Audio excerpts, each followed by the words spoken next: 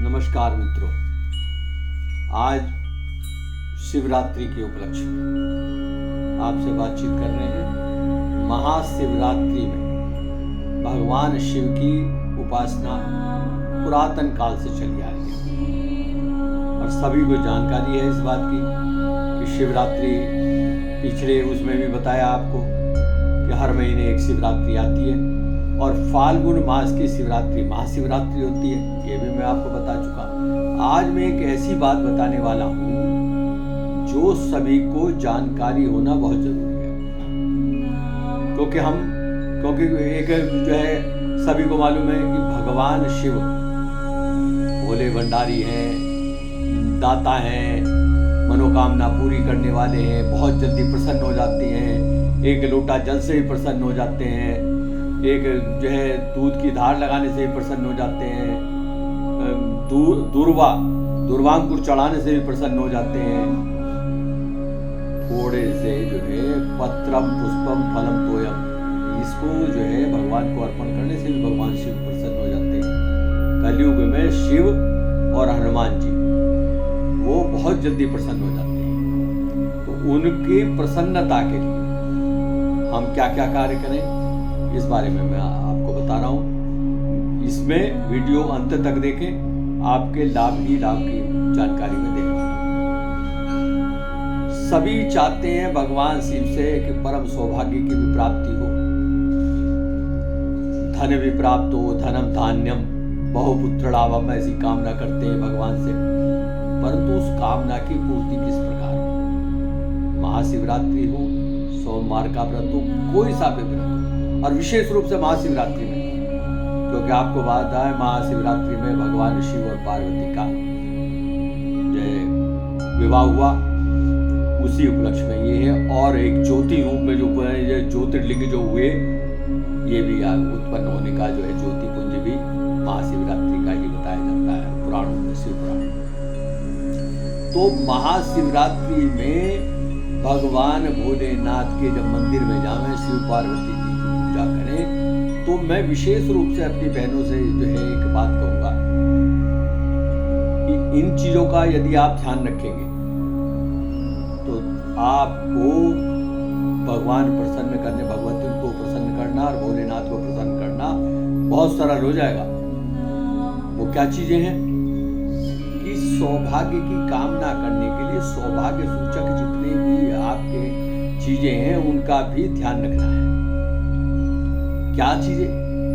ऐसा किसी तीर्थ में जाएं, वैष्णो देवी जाएं, अयोध्या जी जाएं, सौभाग्यवती स्त्रियां अपने हाथ में जो है मेहंदी लगा के, सौभाग्य के जो है सूचक मेहंदी लगा के, छोटा मोटा हल्का फुल्का आभूषण पहन के, माथे पे बिंदी लगा के, मांग में सिंदूर भर के, सौभाग्य सूचक जितने भी चीजें हैं उनको जो है धारण करके ही जाना चाहिए।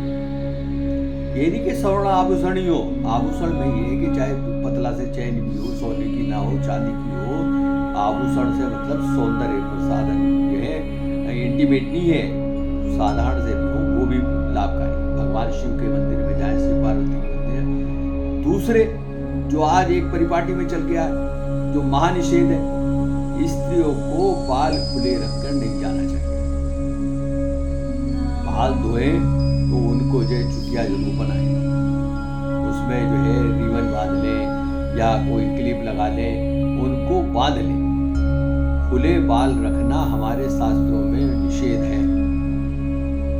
अब सब उनका कारण बताते हैं खुले बाल रखना, आज फैशन का हो गया, टीवी के मारे सब जो है उसमें लग रहे हैं। तो अगर भगवती का मंदिर जाएं, किसी मंदिर में जाएं, तीर्थ में जाएं, तो सौभाग्य के आभूषण इत्यादि धारण करें। दूसरे भगवान शिव के जो है भगवान शिव को प्रसन्न करने के लिए नहीं घास फूस चढ़ानी है, कि जो है बहुत सारे भांग चढ़ा दी, बहुत सारे बेल पत्र 3 भी चढ़ाएं, 5 चढ़ाएं, 7 चढ़ाएं, उनको विधि पूर्वक चढ़ाएं। तीनों पत्तों पर चंदन इत्यादि लगा के उसको जो है भगवान शिव के जो है अर्पण करें। दुर्वा चढ़ाएं तो दुर्वा को पहले साफ कर लें और ये जो सड़क से आप जो ले रहे हैं वो पुष्प और ये पहले उस पर जल का छींटा लगा लें।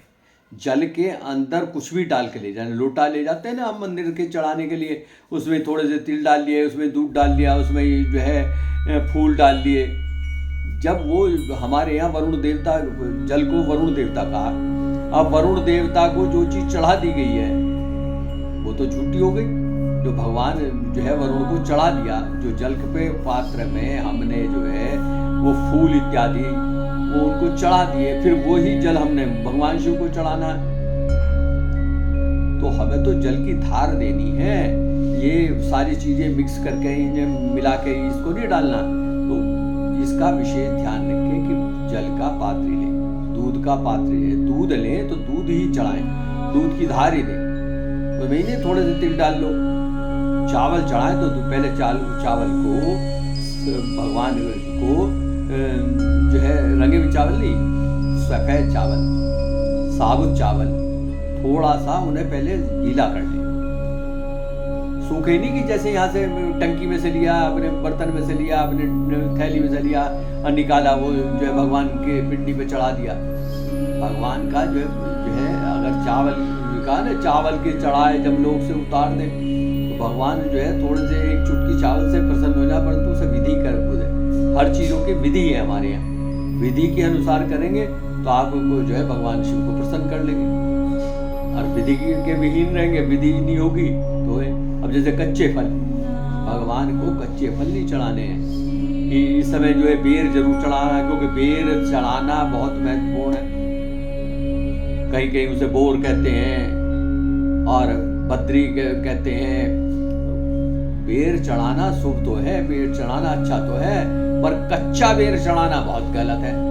अगर कच्चे बेर चढ़ाओगे उससे भगवान प्रसन्न नहीं हो जाएंगे, हो सकता है कि जो है क्रोधी हो जाए, नाराज भी हो जाए।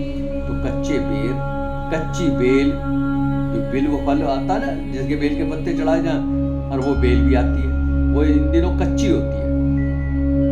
परंतु बेल चढ़ानी है, कहीं हमने पढ़ा, कहीं सुना, किसी ने हमें बताया कि भगवान शिव को बेल भी चढ़ानी चाहिए, बेल के फल से भी भगवान प्रसन्न हो जाए। परंतु कच्ची बेल चढ़ाने से उससे आप भगवान प्रसन्न थोड़ी होंगे, वो तो और नाराज हो जाएंगे। तो इन बातों का ध्यान रखें। भगवान शिव को प्रसन्न करने के लिए शिवरात्रि पे ये छोटा सा उपाय काम करो, अमोघ है ये काम का उपाय आपको बताएं। इसको इस शिवरात्रि पे, महाशिवरात्रि पे जो है जरूर आजमाएं और इससे लाभ उठाएं। जय श्री राम, जय भोलेनाथ।